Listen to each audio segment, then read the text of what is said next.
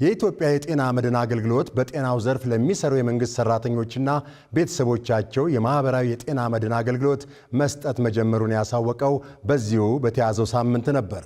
በሳምንቱ አጋማሽ በይፋ በተጀመረው ይሄው የማህበራዊ የጤና መድን አገልግሎት በአጠቃላይ 475,000 በላይ በጤናው ዘርፍ የሚሰሩ የመንግስት ሰራተኞችና ቤተሰቦቻቸው ያለምንም መዋጮ የነጻ ሕክምና እንዲያገኙ የሚያስችል ነውም ተብሏል። በሚቀጥለው ዓመት ደግሞ ሁሉም የመንግስት ሰራተኞችና ጡረተኞች የማህበራዊ የጤና መድን አገልግሎት ተጠቃሚ የሚሆንበትን አሰራር ለመጀመር ማቀዱንም የኢትዮጵያ ጤና መድን አገልግሎት ገልጿል። ፍስሐ ደሳለኝ ተጨማሪ ዝርዝር መረጃ አሰናድቷል። እንከታተለው። ኢትዮጵያ መደበኛ የገቢ ምንጭ የሌላቸውን ዜጎች ጤና ለመጠበቅ የማህበረሰብ አቀፍ የጤና መድን አገልግሎት በመጀመር ከ10 ዓመታት በላይ ያስቆጠረች ሲሆን ባለፈው 2017 በጀት ዓመት ብቻ ከ63 ሚሊዮን በላይ ለሚሆኑ ዜጎች የጤና መድን አገልግሎት መስጠት መቻሏም ተገልጿል። ከነዚህ ውስጥም ዓመታዊውን መዋጮ መክፈል ላልቻሉ 19 ሚሊዮን ለሚጠጉ ዜጎች ነጻ የሕክምና አገልግሎት መሰጠቱንም የኢትዮጵያ የጤና መድን አገልግሎት አስታውቋል።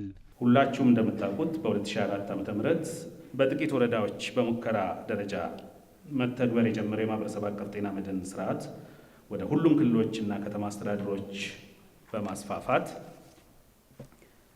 በ2017 13.7 ሚሊዮን የሚጠጉ አባወራዎች ይህም አጠቃላይ 63 ሚሊዮን በላይ ዜጎችን የጤና ሽፋን ለመስጠት ተችሏል።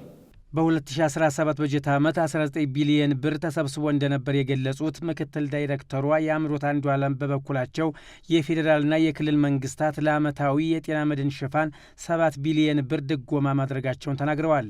አጠቃላይ 19 ቢሊዮን ስለሆነ የተሰበሰበው ከዚህ ውስጥ ደግሞ መንግስት 7 ቢሊዮን ብር ነው ከበር ማድረግ የቻለው ማለት ነው። ስለዚህ ትልቅ ነገር ነው። ህብረተሰቡ ያለውን እንዳቅሙ ያዋጣል፣ ግን ደግሞ መንግስት ደግሞ በየደረጃው አገልግሎቱን እየደጎመ ስራውን ወደ ተግባር እያስገባና ህብረተሰቡን ደግሞ የጤና አገልግሎት ተጠቃሚ እያደረገ ይገኛል ማለት ነው። በ2017 ዓመተ ምህረት እንግዲህ ከፍለው መታከም ለማይችሉ የክልል መንግስታት የሸፈኑትና እንዲሁም ደግሞ የፌዴራል ገቨርመንቱ ደግሞ የፌዴራል መንግስቱ ደግሞ ሆኖ ከ7 ቢሊዮን ብር በላይ ይህንን አገልግሎት መንግስት እየደጎመው ይገኛል ማለት ነው። ምክንያቱም ግለሰቦች የሚያዋጡት ትንሽ ክፍያ ስለሆነ ይሄ ክፍያ ቅድም እንዳልነው በመረዳዳት ካልሆነ በስተቀር አንድ ሰው ብቻውን የሚያዋጣው ገንዘብ ለአንድ ጊዜ ሕክምናም የሚበቃ አይደለም። በተመሳሳይ በጤናው ዘርፍ ለሚሰሩ የመንግስት ሰራተኞችና ቤተሰቦቻቸው የማህበራዊ የጤና መድን አገልግሎት በይፋ ሰሞኑን የተጀመረ ሲሆን ከ2000 በላይ በሚሆኑ የመንግስት የጤና ተቋማት ከተያዘው የጥር ወር ጀምሮ አገልግሎቱ መሰጠት ተጀምሯል ነበር የተባለው። የመንግስት የጤና ተቋማት ሰራተኞችና ቤተሰቦቻቸው የማህበራዊ የጤና መድን አገልግሎት ተጠቃሚ ማድረግ የሚያስችለው የምዝገባ መርሃ ግብርም ካለፈው መስከረም ወር ጀምሮ እስከ ታህሳስ 30 ድረስ ለ4 ወራት ያህል ሲካሄድ እንደነበረ ዋና ዳይሬክተሩ ተስፋዬ ወርቁ ተናግረዋል።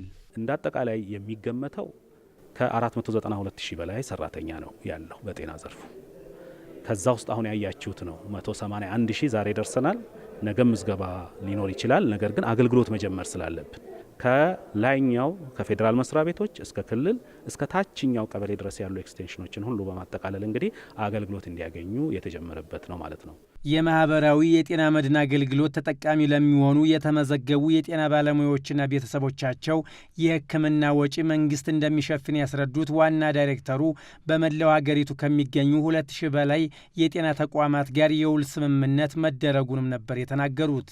እንደምናውቀው አንዱ ትልቅ ወጪ የሚሆነው ከምግብ ቀጥሎ ወይም ባልተናነሰ ማለት ይቻላል የጤና ወጪ ነው። በአሁን ዘመን አዋጁ ላይ 2002ም በኋላም በደንቡም 2005ም የተገለጸው 3% ግሮስ ደሞዝ ከሰራተኛ 3% አሰሪ ማለት ነው በየደረጃው ያለው የመንግስት አካል ማለት ነው። ይሄ 6%ቱ በቀጥታ መንግስት ሸፍኖታል። ስለዚህ የጤናው ሙያተኛና በጤናው ውስጥ የሚሰራ ሰራተኛ ከኪሱ የሚከፍለው ክፍያ የለም። የማህበራዊ የጤና መድን አገልግሎት ተጠቃሚ ለመሆን የተመዘገቡ የጤና ባለሙያዎችና ቤተሰቦቻቸው የሕክምና አገልግሎት ማግኘት የሚጀምሩትም በሚሰሩበት የመንግስት የጤና ተቋማት መሆኑን የተቋሙ የአገልግሎት ጥራት ክትትል መሪ ስራ አስፈጻሚ ፈለጉሽ ብርሃኔ ተናግረዋል። በጤና ተቋማት ውስጥ የሚሰሩ የጤና ባለሙያዎችና እንዲሁም የአስተዳደር ሰራተኞችን እዛው በሚሰሩበት የጤና ተቋም አገልግሎቱን ይጀምራሉ። ማለትም ያ ጤና ተቋም ጤና ጣቢያ ከሆነ እዛው ጤና ጣቢያ ውስጥ ይጀምራሉ። የመጀመሪያ ደረጃ ሆስፒታልም ከሆነ ሁለተኛ ደረጃም ሶስተኛ ደረጃ ሆስፒታልም ከሆነ ሰራተኞች በሚሰሩበት ተቋም ከነ ቤተሰቦቻቸው የጤና አገልግሎቱን ይጀምራሉ ማለት ነው። ነገር ግን የጠየከኝን ጥያቄ ከጤና ተቋማት ውጪ ለሚሰሩ ሰራተኞች ለምሳሌ አንድ ወረዳ ውስጥ ያለ ጤና ጣቢያ ወረዳ ጤና ጽሕፈት ቤት የሚሰራ ባለሙያ በሚቀርበው ጤና ጣቢያ እሱና ቤተሰቦቹ እንዲመደቡ ይደረጋል። በፌዴራል ደረጃ ያሉ ለጤና ሚኒስቴርና ለጤና ሚኒስቴር ተጠሪ የሆኑ ተቋማት ሰራተኞች ደግሞ አዲስ አበባ በሚገኙ የፌዴራል ሆስፒታሎች ላይ ምደባ ይደረግላቸዋል። በአቅራቢያቸው በሚገኙ ሆስፒታሎች ከነ ቤተሰቦቻቸው። የጤና መድን አገልግሎቱ የማይሸፍናቸው የሕክምና አይነቶች የትኞቹ ናቸው ስንል የጠየቅናቸው የኢትዮጵያ የጤና መድን አገልግሎት ምክትል ዳይሬክተር የአምሮት አንዱ አለም የኩላሊት ንቅለ ተከላን ጨምሮ በጦርነትና በወረርሽኝ ምክንያት የሚከሰቱ የበሽታ አይነቶች እንደሚገኙበት ገልጸዋል። ኩላሊትን ቢያምህ ከሌላ ሰው ኩላሊት እንትን አድርጎ እንትን ለማድረግ እሱ አይፈቀድም።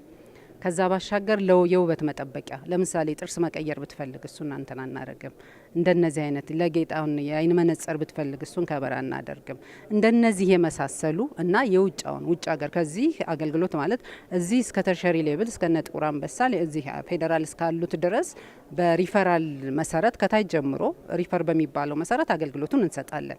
ከዚህ ያለፈ ግን ውጭ ሄዶ ለመታከም የውጭ ሕክምናን አንሸፍንም። ማለት ጦርነት የሚመጣ በእንደዚህ በወረርሽኝ የሚመጣ ምናምን እሱንም ከበር አናደርግም። ምክንያቱም እሱ የራሱን የቻለ በሀገር አቀፍ ደረጃ የራሱ ምን ስላለው ነው የሚሸፈንበት ሂደት ስላለው ማለት ነው። ከዛ ውጭ የሆኑ ግን የተመላላሽ ሕክምና፣ የቀዶ ሕክምና፣ ሌሎቹንም አገልግሎቶች ግን በዚህ ውስጥ ከበር ይደረጋሉ ማለት። ቅድም ያልኩ ኩላሊት ሕክምናውን እናረጋለን ግን የንቅለ ተከላ ከሆነ ግን እሱን አይደረግም ማለት እንደምታውቁት ያው ከፍተኛ እንትን የሚፈልግ ስለሆነ ማለት ነው። በዛ ስር ግን ያለ ለምሳሌ የሚሰጡ መድኃኒቶች ለዛ የሚለውን እሱን እንሸፍናለን። የጤና መድን አገልግሎት ተጠቃሚዎች በተለይም በሕክምና መሳሪያም ሆነ በመድኃኒት አቅርቦት ላይ የሚያነሱትን ቅሬታን አስመልክተን የጠየቅናቸው ኃላፊዋ የሕክምና መሳሪያ አገልግሎት አሰጣጥም ሆነ የመድኃኒት አቅርቦት እጥረት ላይ እንደ ሀገር የተፈጠረ ስለመሆኑ ነበር የተናገሩት። እንደ ሀገር በመድኃኒት አቅርቦት በሕክምና መገልገያ መሳሪያዎች እጥረት ያለው የአገልግሎት አሰጣጥ ክፍተት እንዳለ እንደ ሀገር ሁሉንም ያው የምንረዳው ነው። ግን ይሄ አገልግሎት ይሄ እጥረት ግን ለጤና መድን አባላት ብቻ አይደለም። ግን ደግሞ የጤና መድን አባላት ደግሞ የበለጠ ደግሞ ተጠቃሚ ለማድረግ ለምሳሌ አንድ ጤና ተቋም ሂደው መድኃኒት የለም ቢባል መድኃኒት የለም ተብለው አይደለም የሚመለሱት ማለት ነው። ይህንን ክፍተት ለመሙላት ለምሳሌ በዚህ በፌዴራል ደረጃ አዲስ አበባ ላይ ስንሄድ 10 የከነማ መድኃኒት ቤቶችን ውል ይዘናል ማለት ነው። ስለዚህ ጤና ተቋማት ላይ ሆስፒታል ላይ ሂደው መድኃኒት የለም ቢባሉ ቀጥታ ሂደው ከከነማ መድኃኒቱን መውሰድ ይችላሉ። በክልሎቹም ደረጃ በተመሳሳይ የማህበረሰብ መድኃኒት ቤቶች፣ የቀይ መስቀል መድኃኒት ቤቶች ተቋቁመዋል ማለት ነው። ስለዚህ ጤና ተቋማት ላይ ሂደው መድኃኒት የለም ከተባለ በቀጥታ ሂደው እዛ አገልግሎቱን ያገኙታል። የኢትዮጵያ የጤና መድን አገልግሎት በቀጣይ ዓመት ሁሉም የመንግስት ሰራተኞችና ጡረተኞች የማህበራዊ የጤና መድን አገልግሎት ተጠቃሚ የሚሆኑበት አሰራር ለመጀመር ማቀዱንም ገልጿል።